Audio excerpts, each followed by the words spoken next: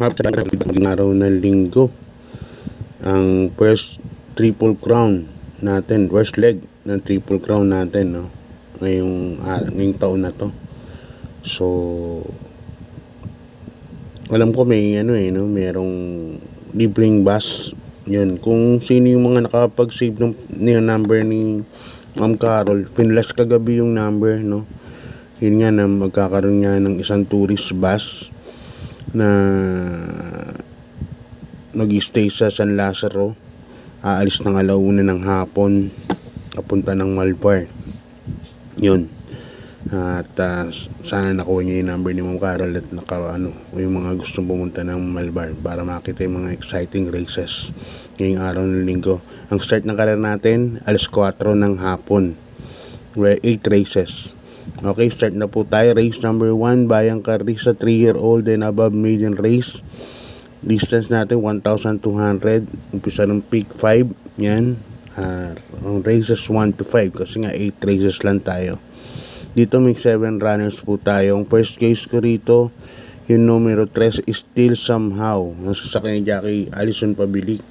Ito last time, ito yung na-disqualified po, no? Yung race number 1 kay Amazing. At pinanood ko po yung last time na binarier vicious siya. Napakainam po ng galaw. So tingin ko ito po ang horse to beat dito. Number 3, Still Somehow. Yan, sasakyan ni Jackie Alison Pabilik. Ngayon naglagay ako ng second choice, number 4, American Ford, sasakyan ni Jackie Berjomel Galieta. Kasi galing yan kay Marlon Cañete. Ngayon Love Galieta na. Alam yung si Love Galieta, napakainam na hinete. So parang sa akin sa tingin ko mag-i-improve po itong kabayan na to. Kaya dito sa race number 1, numero 3, Still Somehow, sa ni Alison Pabilik. Second choice ko yung number 4, yan, American Ford, sa ni Love Galieta. Ulitin ko lang po, no, ang start ng karir natin araw ng linggo 4:00 ng hapon. Yan, medyo maaga po. Okay, lipat na tayo dito sa 3-year-old locally bred stakes race. Yan, natatakbo yung sa 1,600 meters.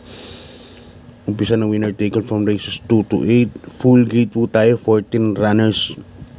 Grabe po itong karera na to, anybody's race sa tingin ko, no? Kaya pagandahan lang ng pwesto to.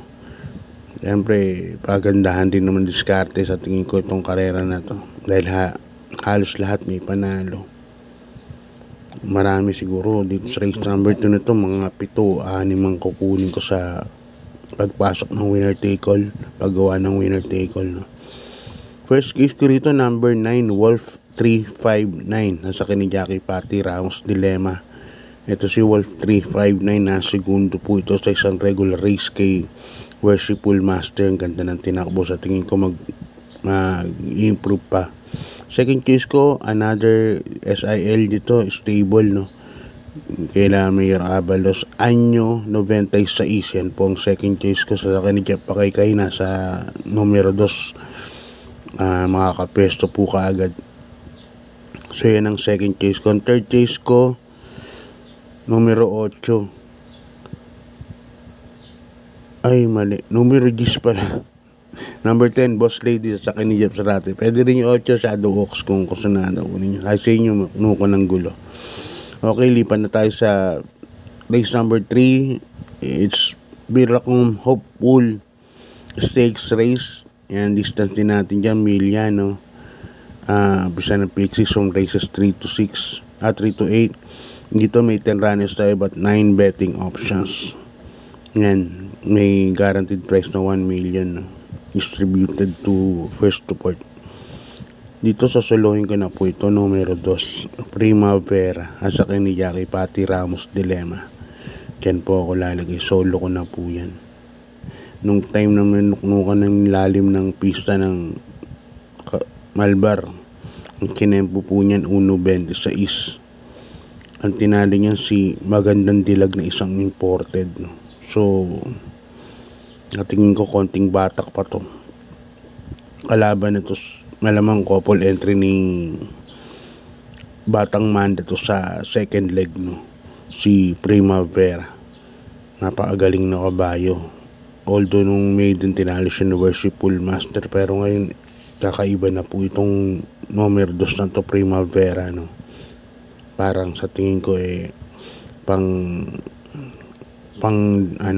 triple crown caliber. So yan, solo ko na po yan, numero 2, Primavera. At ito na po yung antay natin ang tabayan na Viracom first leg triple crown stakes race na gaganap sa race number 4. It's against Beabel and Batang Manda. Beabel of Bell Racing, yan, kay Boss Elmer De Leon, yan, at kay SILD Batang Manda, Mayor Abalos, no. Tingnan natin kung may makaka-long shot. Nandito pa yung ibang kalaban, sila Ghost, Worshipful Master, Morning After, Added, Haha. Pero ang racing fans, ang bayang karista, nakatuon yan between Beabel versus Batang Manda. Yan, ang first case ko rito, numero 5 na rin, Beabel, no, asa ni Jackie Uno Hernandez. Si Beabel, nag-champion po yan sa Creamline, no. So, volleyball. Paborito ko kasing volleyball player yan, si Bea. So, first case kaya, number 5, Beabel. Yan. Ang second choice ko, siyempre, number 1 na rin, Batang Manda. Nasa ni Jackie Pati Dilemma. So, good luck po sa connections. Whoever wins, deserving po. Napaka-iinam po ng mga ginaganap na mga pag-iensayo dyan, no? Number 5, Beabel, and number 1, Batang Manda. Okay, bayang karista, lipat na po tayo sa race number 5. Rating base class 5. Yan, 5 points, non-placers. Dito may 8 runners po tayo. First case ko po rito, numero 5, One for the Road. Yan, si Espare Jr. na po ang sakay. Sa tingin ko, wala na pong pauunahin dito yan. Noong nakaraan, nabot lang yan, 100 meters or so, no. Kaya lang, medyo may kalakas ang kalaban nun, sila Smarty Jazz and Queen Marco. Ngayon, natingin ko back to square one ulit ang mga laban. Kaya sa tingin ko, medyo lamang ng konti ito, numero 5, One for the Road. Magaling naman mag-fixing yan si Claro Espare Jr., no. Kaya first case niya, number 5, One for the Road. Lalagyan ko ng second choice or pang forecast, numero 6, West Facola, sa ni Jackie Noel Lunar. West Facol, ang problema lang ngayon ito, yung naiiwan sa gate, medyo hindi maganda yung salida. Pero pag gumanda salida nito, sa tingin ko nakamasigundo, makachamba, no. Yung makachamba 5, kasi parang yung 5 kalaban niya, sarili niya, no. One for the Road. Kaya 5 ako dyan, race number 5. Okay, lipat tayo sa race number 6, Bayang Karerista. Isang rating base, class 4, 16 to 21 points split group. Dito may 8 runners po tayo. Yan. Yan, welcome back, JF Paroginog. Yan. Number 4, Great Beating. Alam ko, medyo dihado pa yan. Saka ni Jackie JF Paroginog, no? Pero etong hinete na to, gamay niya yan, yung 4 na yan, Great Beating. Parang talking horse sa kanya yan. Kaya dyan ako, dihado pa. Dihado talaga. Numero 4, Great Beating. Kaya pa naman sa tingin ko, 1,200 meters lang ang karera. Ang second case ko, yung kabayo ni Big Boss James, no? Numero 3, Matika, sasakay ni Jackie Rico, Suson. Yan. Yan ang second case ko dyan. Hindi ko alam kung mag-aabang si Matika, iaabang pa sa MHP yan, no?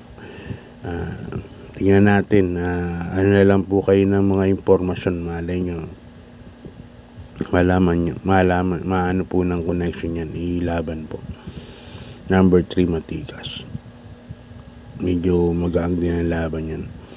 Kaya dito sa race number 6, dalawa pili ko. Number 4, Great Britain. Number 3, Matikas.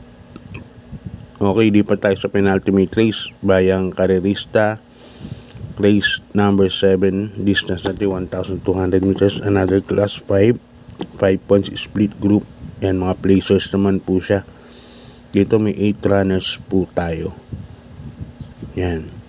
Ito, ang pili ko po, Diado. Numero 8, Quincy. Saka ni Jackie Allison, pabilik. Dyan po ako lalagay. Yan. Kasi alam ko sila, yan si Ivan, medyo magaang talaga ang laban. Kaso, yun dahil nga sa MHP, merong pa-premyo o special race na para dun sa mga group, mga rating 5. Hindi ko alam kung dun nila ihahanda tong mga kabayan na to. Siyempre, desisyon nila yan. Yan. Pero, ako sigurado ito, numero 8, Quincy. Yan ang meron ako sa lote niya. Number 8, Quincy. Sa ni Jackie Allison, pabili.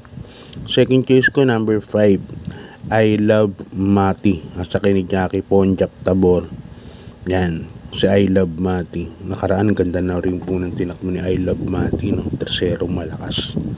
So, para sa penultimate race, number 8, first choice, Quincy. Second choice, number 5, I Love Mati. Okay, lipat na po tayo sa last race, bayang karerista. Isang rating base class 5, yan 6 points to 10 points. Yan, distance natin 1,200 meters ulit.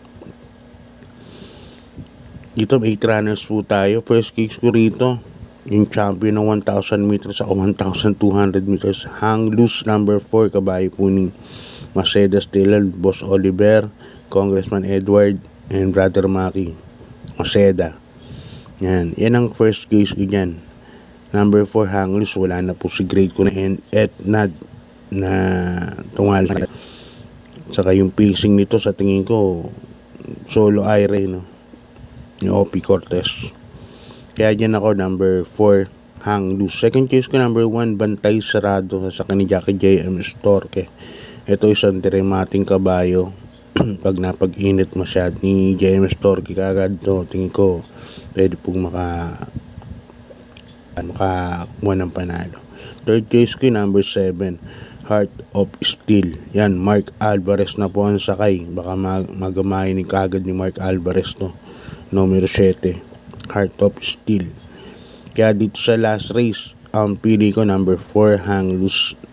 Second choice, number 1, Bantay Sarado. And number 7, Heart of Steel. Yeah, so yan, good luck po sa inyong pangarera. Sana makatama po kayo. Kagabi, sayang si Heroes of Caloocan. Inabot lang puning ng limadong si Golden 8. Kala ko makakadehado tayo kay Heroes of Caloocan. Ang layo na ng inuna ni Boji. Anyway, ganun talaga. Ngayon lang nilaban yung si Heroes of Caloocan. So God bless po, good luck po, and maraming salamat.